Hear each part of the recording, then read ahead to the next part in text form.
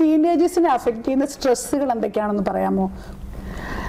ടീനേജേഴ്സും കുട്ടികളും രണ്ടുപേർക്കും സ്ട്രെസ് പലതരത്തിലുണ്ട്. ഞാൻ ഓൾറെഡി കുട്ടികളുടെ സ്ട്രെസ് ഞാൻ ഓൾറെഡി പറഞ്ഞു. ടീനേജിൽ ഓൾറെഡി പിയർ പ്രഷർ എന്ന് പറഞ്ഞാൽ മറ്റുള്ള കുട്ടികളുമായിട്ട് ഇടപഴകാനുള്ള ആ ഒരു സമ്മർദ്ദം. അപ്പം ചില മക്കള് സ്കൂളിലുള്ള മക്കളാകുമ്പോൾ പലതരത്തിൽ ഡ്രഗ്സ് ഒക്കെ യൂസ് ചെയ്യുമ്പോൾ അവർക്കത് യൂസ് ചെയ്യാനുള്ള ഒരു ടെൻഡൻസി അവർക്ക് സ്ട്രെസ് ഉണ്ടാക്കും. ഒരു സെക്കൻഡ്, ഗേൾസിന്റെ കാര്യം കൂടി ഒന്ന് വിശദീകരിക്കാം. അവരുടെ പീരിയഡ്സ് ആവുന്ന സമയവും അങ്ങനത്തെ എന്തെങ്കിലും മാനസിക പ്രശ്നങ്ങൾ അവർക്ക് ഉണ്ടാകാറുണ്ടോ? ഡെഫിനറ്റ് ആയിട്ട്. ലൈക്ക് നമ്മൾ ഈ പറഞ്ഞില്ലേ, ഞാൻ നിങ്ങളിപ്പോൾ ടീനേജ് ആണോ ഉദ്ദേശിക്കുന്നത് അല്ലെങ്കിൽ സ്ത്രീകളുടെ? അതല്ല, ഞാനിപ്പം ടീനേജേഴ്സിനാണ് ടീനേജേഴ്സിന്റെ കാര്യമാണ് ഇപ്പൊ പറഞ്ഞുകൊണ്ടിരിക്കുന്നത്. അതിൽ ഈ ടീനേജേഴ്സിലെ പെൺകുട്ടികൾ അഭിമുഖീകരിക്കുന്ന സ്പെഷ്യലായിട്ടുള്ള എന്തെങ്കിലും ഇഷ്യൂസ് ഉണ്ടോ?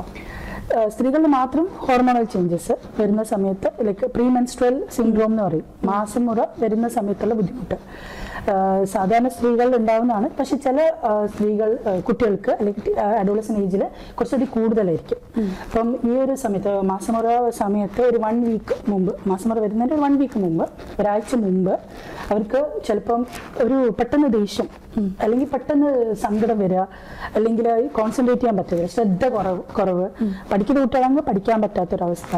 അതേപോലെ ചില വേദനകൾ, വയറുവേദന, അങ്ങനെയുള്ള വേദനകളൊക്കെ ഫീൽ ചെയ്യുക, വയറൊക്കെ വീർക്കുന്ന പോലെ തോന്നുക. അതേപോലെ എടുത്തുചാട്ടം കുറച്ച് കൂടും ആ ഒരു സമയത്ത്. അപ്പോൾ ഇതിനാണ് പ്രീ മെൻസ്ട്രൽ സിൻഡ്രോം എന്ന് പറയുന്നത്. സാധാരണ ഇത് സ്ത്രീകളിൽ അധിക ശതമാനം 90% സ്ത്രീകൾ ഈ പ്രീ മെൻസ്ട്രൽ സിംറ്റംസ് ഉണ്ടാവാം. പക്ഷേ അതൊരു ഡിസ്ഫോറിക് ഡിസോർഡർ എന്ന് പറയുന്നത് ഇത് അവരുടെ ഫംഗ്ഷനിങ്ങിനെ എഫക്റ്റ് ചെയ്യും. സ്കൂളിൽ പോവാതിരിക്കാൻ തോന്നാം, ചിലപ്പോൾ അടച്ചു മൂടിയ റൂമിലിരിക്കും ഒരു 1 വീക്കോളം. ഇതൊക്കെ ഒരു പ്രശ്നമുള്ള കാര്യമാണ്. അപ്പം ഡെഫിനറ്റ് ആയിട്ട് നിങ്ങളത് ഹെൽത്ത് അപ്പം നമുക്ക് ചെയ്യാൻ പറ്റുന്ന ഒരു കാര്യം തന്നെ, ഈ ഒരു സമയത്ത് നമുക്കറിയാം ഇത് വരാൻ പോകുന്നു എന്നുള്ളത്, നമ്മുടെ മൈൻഡ് ഓൾറെഡി അതിനുവേണ്ടി പ്രിപ്പയർ ചെയ്യുക. അതുപോലെ എന്തെങ്കിലും റെസ്പോൺസിബിലിറ്റി ഉണ്ടെങ്കിൽ നമ്മൾ കുറച്ച് നേരം അതിന് ശേഷം അല്ലെങ്കിൽ പ്രീപോണ്ട് ചെയ്യുക. എന്തെങ്കിലും റെസ്പോൺസിബിലിറ്റി ഉണ്ടെങ്കിൽ അത് കുറച്ചും കൂടി നേരത്തേക്കോ അല്ലെങ്കിൽ മുമ്പത്തേക്കോ മാറ്റാൻ വേണ്ടി ട്രൈ ചെയ്യുക. ഇതൊക്കെ നമുക്ക് ചെയ്യാൻ പറ്റുന്നു. അതുപോലെ തന്നെ കുട്ടികൾ അമിതമായി ഇപ്പോൾ മൊബൈൽ ഉപയോഗിക്കുന്നുണ്ട്. ഈ മൊബൈലിന്റെ അമിത ഉപയോഗം കുട്ടികളുടെ മാനസികാരോഗ്യത്തെ സാരമായി ബാധിക്കുന്നുണ്ടോ? ഉറപ്പായും ബാധിക്കും. കാരണം നമ്മൾ ഈ വീഡിയോ ഗെയിംസ് അതുപോലെ ചില ഷോസ് ഒക്കെ ഒരു എന്താ പറയുക, കുട്ടികളിൽ ഒരു അഗ്രഷൻ അല്ലെങ്കിൽ ഒരു ദേഷ്യമൊക്കെ ഉളവാക്കുന്ന കുറേ കണ്ടന്റ്സ് ഉണ്ട്. അപ്പം ഇത് കുട്ടികളെ ഉത്കണ്ഠ, അതുപോലെ ഭയം, ഇങ്ങനെയുള്ള കാര്യങ്ങളൊക്കെ ഉണ്ടാക്കാനുള്ള സാധ്യതയുണ്ട്. അതേപോലെ തന്നെ ടൈം, കൂടുതൽ നേരം വീഡിയോ ഗെയിമൊക്കെ കാണുമ്പോൾ ചുറ്റും എന്താ നടക്കുന്നില്ല, ചുറ്റുമുള്ളവരായിട്ടുള്ള സോഷ്യൽ ഇന്ററാക്ഷൻസ് ഒക്കെ വല്ലാണ്ട് കുറയാണ്. അപ്പം നമുക്ക് ചെയ്യാൻ പറ്റുന്നത്, തീരെ നമുക്ക് റെസ്റ്റ് കൊടുക്കാതിരിക്കാൻ പറ്റത്തില്ല കുട്ടികൾക്ക്. അപ്പം നമുക്ക് ടൈം മാനേജ് ചെയ്യാം. ഇത്ര നിശ്ചിത സമയം കൊടുക്കും, ബാക്കിയുള്ള സമയത്ത് വേറെ എന്തെങ്കിലും ശാരീരികമായിട്ടുള്ള ആക്ടിവിറ്റീസിൽ പങ്കെടുപ്പിക്കാൻ ട്രൈ ചെയ്യുക. അതേപോലെ ബോർഡ് ഗെയിംസ്, റീഡിങ്, ഇങ്ങനെയുള്ള കുറേ ആക്ടിവിറ്റീസ് ഉണ്ടല്ലോ, അപ്പം അങ്ങനെയുള്ള കാര്യങ്ങളൊക്കെ ചെയ്യാൻ വേണ്ടി ശ്രമിക്കാം. ടീനേജ് കുട്ടികളുടെ മെന്റൽ ഹെൽത്ത് ബൂസ്റ്റ് ചെയ്യാൻ വേണ്ടിയിട്ട് നോർമലി നിങ്ങൾ പറയുന്ന മെഡിസിൻ അല്ലാത്ത എന്തെങ്കിലും ടെക്നിക്സുകളെ കുറിച്ച് പറയാമോ? ടീനേജ് കുട്ടികൾ ഈ പറഞ്ഞതുപോലെ തന്നെ കുട്ടികൾ ചിലപ്പോൾ ഉറക്ക്, നമ്മൾ പറയാം കൂടുതൽ ടൈം ഫോണൊക്കെ നോക്കി ഉറക്ക് ഡിസ്റ്റർബ് ആവും. പക്ഷേ ഉറക്ക് നല്ല രീതിയിൽ ആ ഒരു 8 to 8 hours ഒരു കണ്ടിന്യൂസ് ഉറക്ക് ഇമ്പോർട്ടൻ്റ് ആണ്. ഉറക്ക് കുട്ടികൾ അതുപോലെ ഫിസിക്കൽ ആക്ടിവിറ്റി, ശാരീരികമായിട്ടുള്ള എന്തെങ്കിലും ആക്ടിവിറ്റീസിൽ ഏർപ്പെടുക, അത് ഇമ്പോർട്ടൻ്റ് ആണ്. പിന്നെ അതുപോലെ തന്നെ ഇതിന് പാരൻസിന് നല്ല റോളുണ്ട്. പാരൻസ് കഴിയുന്നതും മക്കളുമായിട്ടൊരു ബോണ്ട്, ഒരു കണക്ഷൻ ഉണ്ടാക്കാൻ ട്രൈ ചെയ്യുക. കാരണം ടീനേജ് കുട്ടികളെ മാനേജ് ചെയ്യാൻ അമ്മമാർക്ക് എപ്പോഴും ഒരു ബുദ്ധിമുട്ട്, അല്ലെങ്കിൽ അവരെപ്പോഴും ദേഷ്യമാണ്, നേരത്തെ ഉള്ള ഒരു രീതിയല്ല ഇപ്പൊ കുട്ടി കാണിച്ചുകൊണ്ടിരിക്കുന്നതെന്ന് പല അമ്മമാരും പറയാറുണ്ട്. അതാദ്യം നിങ്ങൾ മനസ്സിലാക്കി, ഈ ഒരു പ്രായത്തിൽ കൂടെയാണ് കുട്ടികൾ കടന്നു പോകുന്നത്. ആദ്യം നമ്മൾ സ്വയം മനസ്സിലാക്കണം. അപ്പൊ തന്നെ നമ്മൾ വളർന്നു വന്ന സാഹചര്യവും മക്കൾ വളർന്ന സാഹചര്യം തമ്മിൽ വ്യത്യാസമുണ്ട്. ഒരിക്കലും നമ്മളെ ലൈഫായിട്ട് അവരെ കമ്പയർ ചെയ്യാൻ പറ്റത്തില്ല. അപ്പം നമ്മൾ എന്ത് ചെയ്യണം, അവര് ഈ ഇപ്പോഴത്തെ ഒരു ടെക്നോളജി യുഗത്തിൽ അവർ ജീവിക്കുന്നെങ്കിൽ നമ്മൾ ആദ്യം മനസ്സിലാക്കുക, അതിനനുസരിച്ച് അവരടുത്ത് പെരുമാറാൻ ശ്രമിക്കുക. ചെറിയ ഈ പറഞ്ഞ മൂഡ് ചേഞ്ചസ് ഒക്കെ, അല്ലെങ്കിൽ പെട്ടെന്ന് ദേഷ്യപ്പെടുക, അല്ലെങ്കിൽ പെട്ടെന്ന് സെൻസിറ്റീവ്, അത് അവരെ പ്രായത്തിൻ്റെ വ്യത്യാസമെന്ന് മനസ്സിലാക്കിക്കൊണ്ട് അവർ തമ്മിലൊരു ബോണ്ട് ഉണ്ടാക്കാൻ ശ്രമിക്കുക. അറ്റ്ലീസ്റ്റ് ദിവസത്തിലൊരു നേരെങ്കിലും ഒരുമിച്ച് ഫുഡ് കഴിക്കാൻ നോക്കുക, ഒരുമിച്ച് ടേബിളിൽ ഒരുമിച്ചിരുന്ന് ഫുഡ് കഴിക്കാൻ നോക്കുക.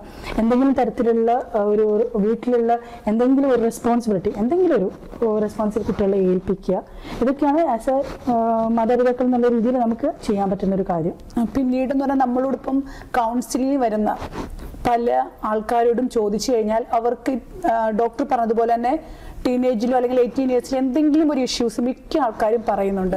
ദാറ്റ് മീൻസ് അന്ന് എന്തെങ്കിലും ഒരു ഇഷ്യൂസ് ഉള്ളവർക്ക് ഡെഫിനറ്റ്ലി ഒരു പ്രോബ്ലം പിന്നീട് ഉണ്ടാകുമെന്നാണോ? അല്ല, ഡെഫിനറ്റ് എന്നല്ല.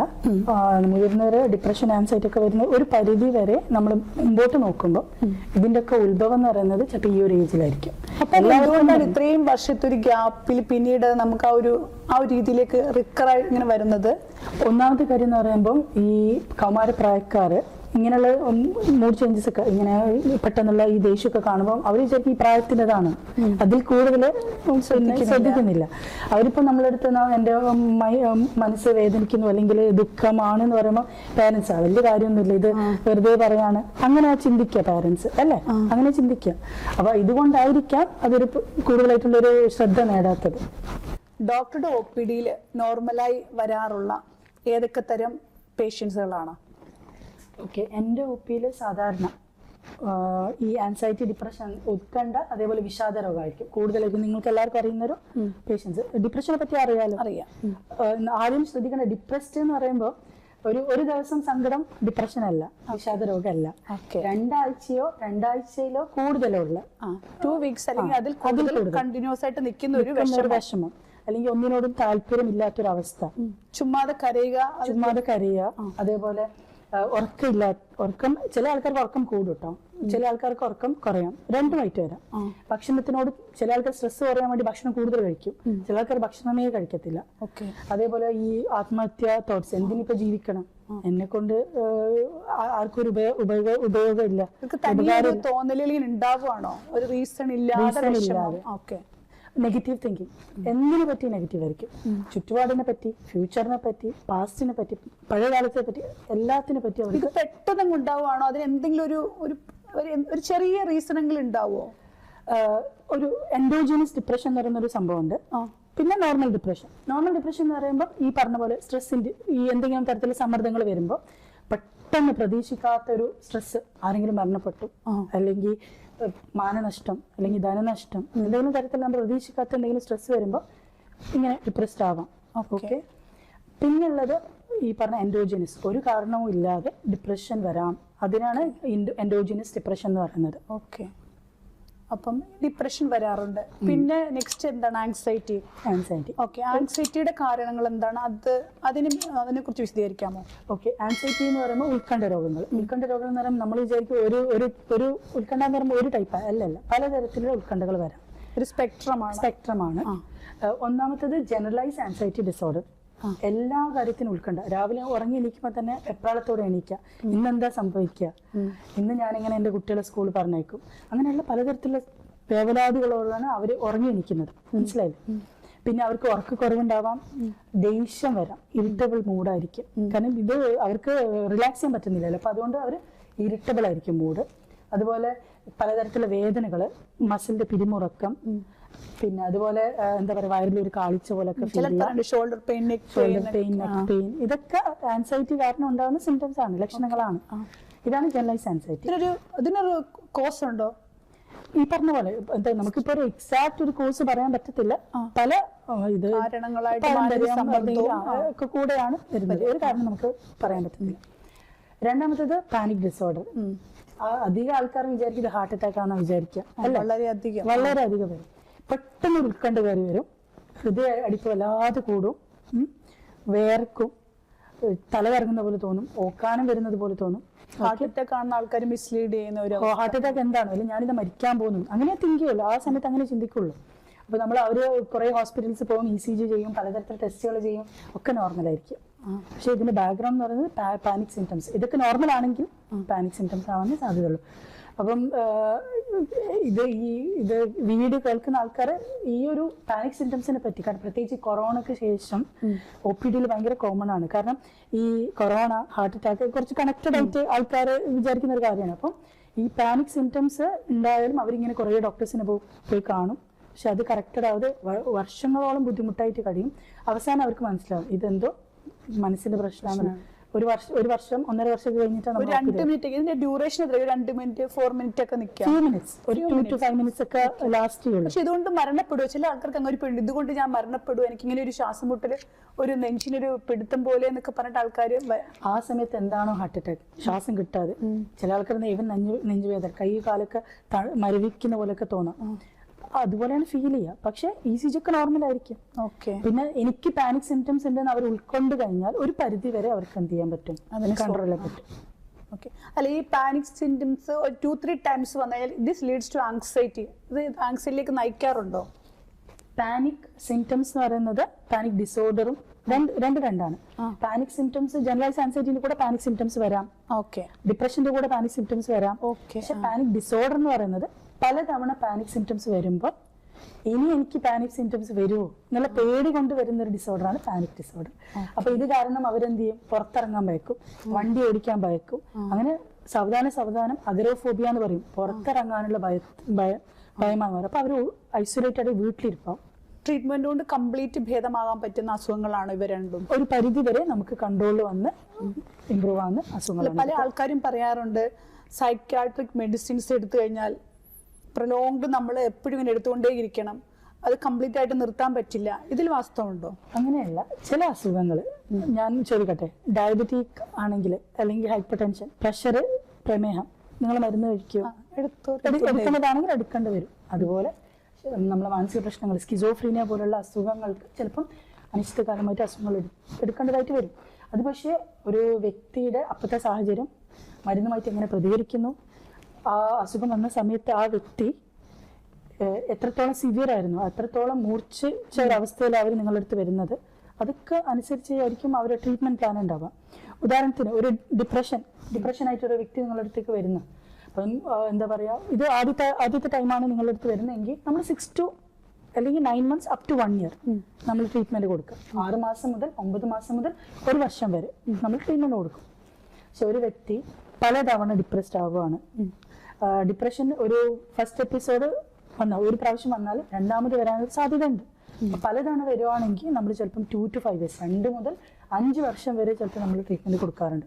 അത് അവരെ സാഹചര്യം അനുസരിച്ച് നമ്മൾ ചെയ്യാം. അവർക്ക് തന്നെ എന്തെങ്കിലും ചെയ്യാനുണ്ട്, അതായത് ഒരു മെന്റൽ ഹെൽത്ത് അവയർനെസ് അവർക്ക് തന്നെ, ഞാൻ കുറച്ചും കൂടെ മെന്റലി അവെയർ ആവണം, എന്റെ സാഹചര്യങ്ങളുമായി ഞാൻ കുറച്ചും കൂടെ പൊരുത്തപ്പെടണം, കുറച്ചുകൂടെ എനിക്കൊരു മെന്റൽ സ്റ്റെബിലിറ്റി വരണമെന്ന് അവർ തന്നെ കരുതിയാൽ നമുക്ക് ഇതിനെ കുറച്ച് കൊണ്ടുവരാൻ കഴിയുമോ? ഒരു പരിധി വരെ എന്താ പറയാ, നമ്മൾ സ്വയം നമുക്ക് എല്ലാവർക്കും ഒരു കഴിവുണ്ട്, ഒരു കോപ്പിംഗ് സ്കില്ലുണ്ട്. നമ്മൾ ചെറുപ്പം മുതലേ പലതരം സ്ട്രെസ്സുകൾ കടന്നു ഇവിടെ വരെ എത്തിയത് അല്ലേ. പ്രത്യേകിച്ച് ഈ സ്ട്രെസ് ബുദ്ധിമുട്ടാവുന്നത് പെർഫെക്ഷനിസ്റ്റ് ആയിട്ടുള്ള പേഴ്സണാലിറ്റി എന്ന് വെച്ചാൽ എല്ലാം കറക്റ്റ് ആവണം എന്നുള്ള പേഴ്സണാലിറ്റി, അവർക്ക് കുറച്ച് സ്ട്രെസ് ഹാൻഡിൽ ചെയ്യാൻ കുറച്ച് ബുദ്ധിമുട്ടുണ്ടാവും. അതേപോലെ തന്നെ സ്ലോ സെൽഫ് എസ്റ്റീം, സ്വയം തന്നെ ഞാൻ ഒന്നിനും കൊള്ളില്ല അങ്ങനെ തോന്നുന്ന ആൾക്കാർ, രണ്ട് എക്സ്ട്രീം. ഈ 2 ആൾക്കാർക്കും സ്ട്രെസ് ഹാൻഡിൽ ചെയ്യാൻ കുറച്ച് ബുദ്ധിമുട്ടുണ്ടാവും. അല്ലെങ്കിൽ മുമ്പ് സ്ട്രെസ്സുകളിലൊന്നും കടന്നു പോകാത്ത ആൾക്കാർ പെട്ടെന്നൊരു അൺഎക്സ്പെക്ടഡ് സ്ട്രെസ് വരുമ്പോൾ അത് ചിലപ്പോൾ അവർക്ക് ഹാൻഡിൽ ചെയ്യാൻ പറ്റണമെന്നില്ല. അപ്പം ഇതൊക്കെ ഹാൻഡിൽ ചെയ്യാൻ അവർക്ക് ഒരു പരിധി വരെ അവര് ലൈഫ് സ്റ്റൈലിൽ ചേഞ്ചസ് വരുത്താം. ഇതൊക്കെ കുറെ ചേഞ്ചസ് വരുത്തുമ്പോൾ ഡെഫിനറ്റ് ആയിട്ട് കുറെ മാറ്റങ്ങൾ വരുത്താൻ പറ്റുന്നതാണ്. ഓക്കെ. മാനസികമായ ഒരു ഏകാഗ്രത, മനസ്സിന്റെ നമ്മൾ എപ്പോഴും ഇങ്ങനെ ഒരു തള്ളലിലാണ്, എല്ലാവരും പലവിധ പ്രശ്നങ്ങളിലൂടെ കടന്നു പോവുകയാണ് ഇപ്പോഴത്തെ ഒരു കാലഘട്ടത്തിൽ, അത് കൂടുതലുമാണ്. ഈ തള്ളലുകൾ നമുക്ക് നിയന്ത്രിച്ച് കൊണ്ടുവരാൻ വളരെ അധികമായിട്ട് മെഡിറ്റേഷൻ അങ്ങനെയുള്ള പല കാര്യങ്ങൾ പറയുന്നുണ്ട്. ഇതിനെ കുറിച്ച് മാമിന്റെ ഒരു അഭിപ്രായം എന്താണ്? മെഡിറ്റേഷനെ പറ്റിയാണ് അല്ലേ. മെഡിറ്റേഷൻ എന്ന് പറയുമ്പോൾ നമ്മളൊരു കാംനെസ് ഓഫ് മൈൻഡ് ആണ് ഉദ്ദേശിക്കുന്നത് ഞാൻ. ഓക്കെ. മെഡിറ്റേഷൻ ചെയ്യുമ്പോൾ ഒരു കാര്യം തന്നെ നമ്മൾ നമ്മുടെ ശരീരത്തിൽ ഉണ്ടാവുന്ന മാറ്റങ്ങളെ തിരിച്ചറിയാൻ സഹായിക്കും. ഇതുകൊണ്ട് തന്നെ നമ്മൾ ഈ പാനിക് സിംറ്റംസ് ഒക്കെ പറഞ്ഞില്ലേ, ഉത്കണ്ഠ എന്നൊക്കെ പറയുമ്പോൾ പെട്ടെന്ന് ഈ ടെൻഷൻ കയറി വരുമ്പോൾ നമ്മുടെ ശരീരത്തിൽ കുറെ മാറ്റങ്ങൾ വരികയാണ്.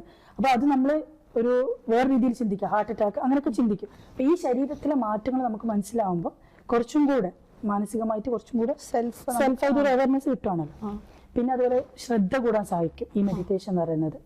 അതുപോലെ സ്ട്രെസ് കുറക്കാൻ സഹായിക്കും, ഒരു പരിധി വരെ ഉറക്കം സഹായിക്കും. ഇങ്ങനെയുള്ള കുറച്ച് ബെനിഫിറ്റ്സ് ഉണ്ട് ഈ മെഡിറ്റേഷൻ കൊണ്ട്.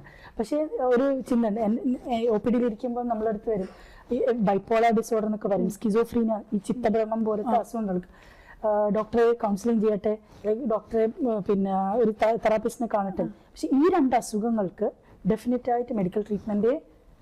ചിത്തഭ്രമവും മറ്റെന്താണ് ബൈപ്പോളാർ ഡിസോർഡർ, ഇത് രണ്ടിനും നമുക്ക് മെഡിസിൻ എടുത്തേ പറ്റുള്ളൂ. കാരണം അവര് ജഡ്ജ്മെന്റ് എന്ന് പറയാം, അവർ സ്വയം ബുദ്ധി നഷ്ടപ്പെടുകയാണ് ഈ ഒരു അസുഖത്തിൽ.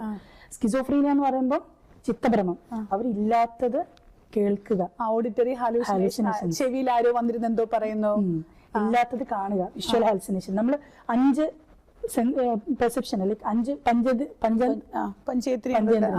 അപ്പം കാഴ്ച, രുചി, കേൾവി, ടച്ച്, മണം, ഇതിൽ കൂടെ ഒക്കെ അവർക്ക് ഇല്ലാത്തത് ഫീൽ ചെയ്യാണ്. ഇല്ലാത്ത മണക്കുക, ഇല്ലാത്തത് ആരോ തൊടുന്നത് പോലെ ഫീൽ ചെയ്യുക, ഇതൊക്കെ അവര് ജഡ്ജ്മെന്റ് ഇമ്പയർ ചെയ്യാണ്, അവര് ചിന്താശക്തി അത് ഇമ്പയർ ചെയ്യാണ്. മനസ്സിലായില്ലേ? പിന്നുള്ളത് മിഥ്യാധാരണകൾ, ഡെലൂഷൻസ് എന്ന് പറയും.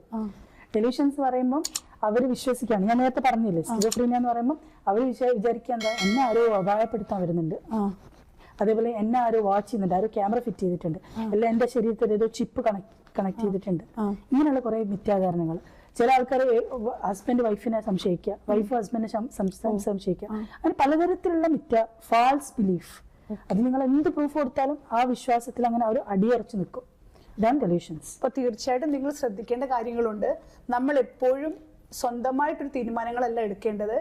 പ്രത്യേകിച്ച് മാനസികാരോഗ്യ കാര്യത്തിൽ തീർച്ചയായും നിങ്ങൾ ഡോക്ടേഴ്സിന്റെ അഭിപ്രായത്തോട് യോജിച്ച് നിന്നിട്ട് വേണം ട്രീറ്റ്മെന്റുകൾ എടുക്കാൻ. നിങ്ങളുടെ ഇഷ്ടപ്രകാരം മെഡിസിനുകൾ നിർത്താനോ തെറാപ്പി മാത്രമായി കണ്ടിന്യൂ ചെയ്യാനോ പാടില്ല. ചിലതരം അസുഖങ്ങൾ, ഇപ്പോൾ ഡോക്ടർ പറഞ്ഞല്ലോ ആങ്സൈറ്റി, ഡിപ്രഷൻ പോലുള്ള അസുഖങ്ങളാണെങ്കിൽ ഒരുപക്ഷെ മെഡിസിൻ കുറച്ച് കാലഘട്ടം, ഡോക്ടർ ആദ്യം പറഞ്ഞത് 9 monthsോ 2 yearsോ, ആ സിവിയറിറ്റി അനുസരിച്ച് നിങ്ങൾ ആ ഹോസ്പിറ്റലിൽ എത്തിയപ്പം എത്ര ബുദ്ധിമുട്ടിലാണോ നിങ്ങൾ അവിടെ എത്തിയിരുന്നത്, അതിനനുസരിച്ച് നിങ്ങൾക്ക് മരുന്ന് കൊണ്ട് ചികിത്സിക്കാൻ പറ്റും. അതേസമയം ചിത്തഭ്രമം പോലുള്ള അസുഖങ്ങളിൽ തീർച്ചയായും മെഡിസിൻ വളരെ അത്യാവശ്യമാണ്. അപ്പം അത് കണ്ടറിഞ്ഞ് സ്വന്തമായി ഒരു തീരുമാനത്തിലെത്താതെ ഡോക്ടർ കണ്ടിട്ട് മെഡിസിൻ എടുക്കണം.